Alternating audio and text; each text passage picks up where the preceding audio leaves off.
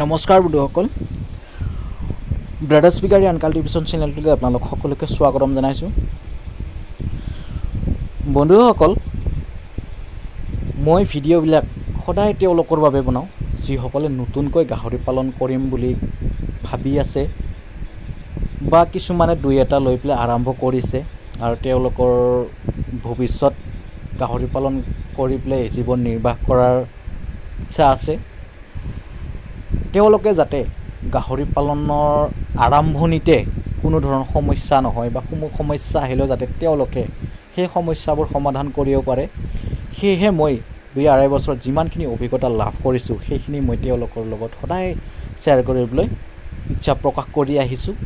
আৰু যিমানখিনি মই শ্বেয়াৰ কৰিছোঁ সেইখিনি মই কোনো থিয়ৰিকেলি পোৱা বস্তু নহয় বা অভিজ্ঞতা নহয়, সেইখিনি মই নিজে ফিল্ডত নামি পেলাই যিমানখিনি অভিজ্ঞতা লাভ কৰিছোঁ সেইখিনিহে মই তেওঁলোকৰ লগত শ্বেয়াৰ কৰিছোঁ বা ভিডিঅ'বিলাকত মই সেইখিনি শ্বেয়াৰ কৰিছোঁ। আমি যিকোনো এটা কাম আৰম্ভ কৰিলে সেই কামটো সফল হ'বলৈ হ'লে আমাৰ সময়ৰ প্ৰয়োজন হয়।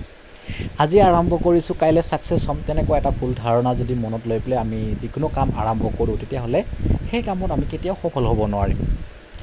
তাৰ কাৰণে আমাক লাগিব ধৈৰ্য আৰু সেই কামৰ প্ৰতি একাগ্ৰতা। সেই কামটো আমি যদি মনোযোগেৰে নকৰোঁ তেতিয়াহ'লে কেতিয়াও সফল হ'ব নোৱাৰিম। সেই কামৰ প্ৰতি আমি মনোযোগ দিব লাগিব, সেই কামটো আমি সন্মান কৰিব লাগিব, তেতিয়াহে সেই কামত আমি সফল হ'ব পাৰিম।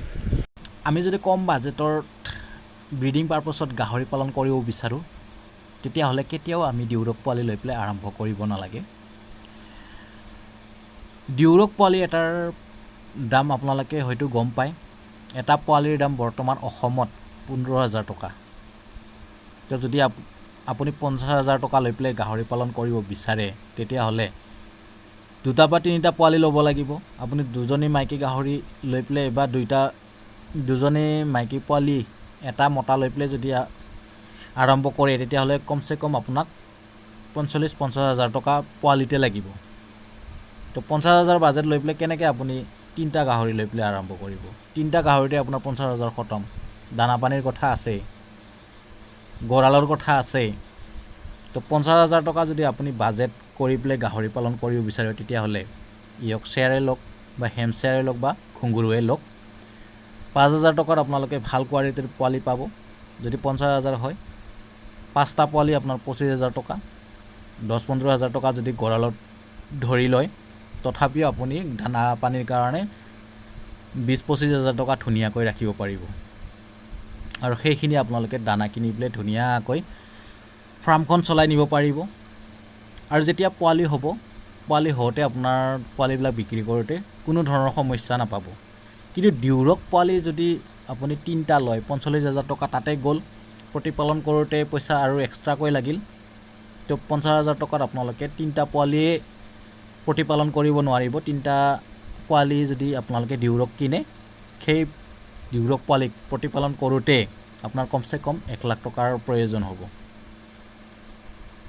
তো ইয়ৰ্কশ্বায়াৰ যদি আপুনি 5টা বা 6টা পোৱালি লয়, সেইখিনি যদি আপুনি প্ৰতিপালন কৰিব যায় বা সেইখিনি গাহৰি যদি আপুনি ডাঙৰ কৰিব যায় তেতিয়াহ'লে 50-60,000 টকাত আপুনি ধুনীয়াকৈ 5-6টা গাহৰি ডাঙৰ কৰিব পাৰিব। 50-60,000 টকাত। কিন্তু ডিউৰক 3টা পোৱালিকে আপুনি প্ৰতিপালন কৰি পেলাই ডাঙৰ দীঘল কৰি পেলাই সেই পোৱালিৰ পৰা পোৱালি ল'ব হ'লে কমচে কম 1,20,000 টকা খৰচ হ'ব 3টা পোৱালিতে। আৰু সেই পোৱালিটো যেতিয়া ডাঙৰ হৈ পেলাই মাক হৈ পেলাই পোৱালি দিব, এপ্ৰক্সিমেটলি 8টাকৈ পোৱালি ধৰিলেও 16টা পোৱালি। সেই 16টা পোৱালি আপুনি বিক্ৰী কৰিব পাৰিলে। যদি নোৱাৰে তেতিয়াহ'লে আপোনাৰ গাহৰিবিলাকৰ সংখ্যাটো বাঢ়িব। সংখ্যা বাঢ়ি যোৱাৰ লগে লগে মেইনটেনেঞ্চ কৰোঁতেও আপোনাৰ পইচাটো বেছি লাগিব।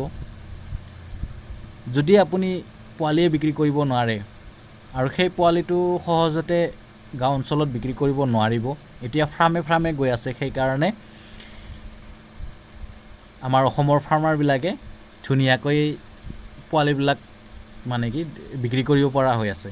কিন্তু যেতিয়া ফাৰ্মবিলাকত এভেইলেবল হৈ যাব তেতিয়া আপুনি 2-3টা মাকৰ পোৱালি বিক্ৰী কৰাটোও অসম্ভৱ হৈ পৰিব।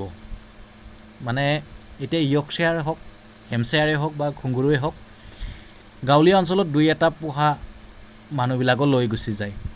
এতিয়া বৰ্তমান ইয়ৰ্কশ্বায়াৰ হেম্পশ্বায়াৰ বজাৰ ভাল, কোনোবা যদি ঘৰত দুই এটা পুহিবও লৈ যায় তো হেম্পশ্বায়াৰ হওক ইয়ৰ্কশ্বায়াৰে হওক ধুনীয়াকৈ 5,000 টকাত লৈ যায়। কিন্তু 15,000 টকাত তেনেকুৱা মানুহে কেতিয়াও গাহৰি নিকিনে। আৰু সেই সমস্যাটো আপুনি যেতিয়া 2-3টা গাহৰি লৈ পেলাই আৰম্ভ কৰিব তেতিয়া কিন্তু ভুগিব লাগিব। আৰু যেতিয়া পোৱালি বিক্ৰী কৰিব নোৱাৰিব তেতিয়াহ'লে বাকীখিনি কেনেকৈ মেইনটেনেঞ্চ কৰিব, কাৰণ আপোনাৰ হাতত বেলেগ এক্সট্ৰা পইচা নাথাকে। সেই পোৱালিখিনি বিক্ৰী কৰি পেলাইহে আপুনি দানা পানী আনিব। তো সেইখিনি সমস্যা আপুনি একদমবাৰে পাবই পাব। কিন্তু যদি ইয়ৰ্কশ্বায়াৰ হেম্পশ্বায়াৰ বা ঘুংগুৰু হয় তেতিয়াহ'লে কিন্তু আপুনি পোৱালিখিনি গোটেই বিক্ৰী কৰিব ইচ্ছা কৰিলেও গোটেইখিনি বিক্ৰী কৰিব পাৰিব।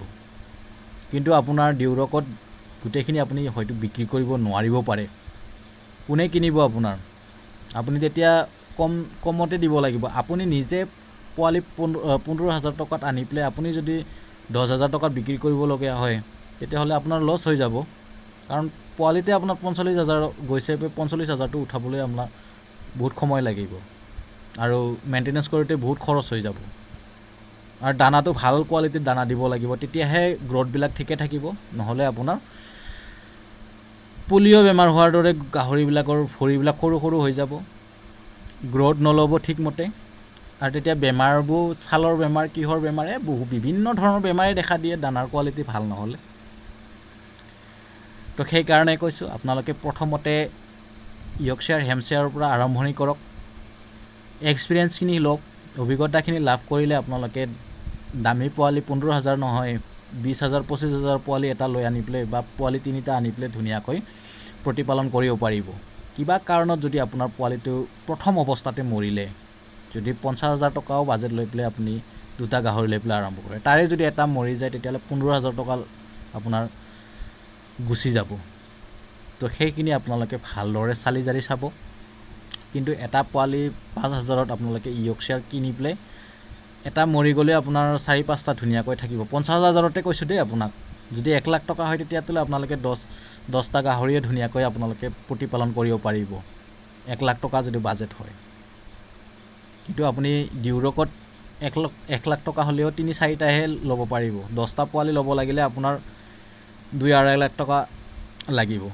তো বাজেটটো বহুত ডাঙৰ হৈ যায়। যিসকলে বাজেটটো ডাঙৰ তেওঁলোকে কৰিব পাৰে ডিউৰকটো, কিন্তু যিসকলে সৰু সৰু গাহৰি পালন কৰিম বুলি ভাবি আছে, মানে আৰম্ভটো অকণমান কমৰ পৰা আৰম্ভ কৰিব বিচাৰি আছে, তেওঁলোকৰ বাবেহে বনাইছোঁ দেই মই।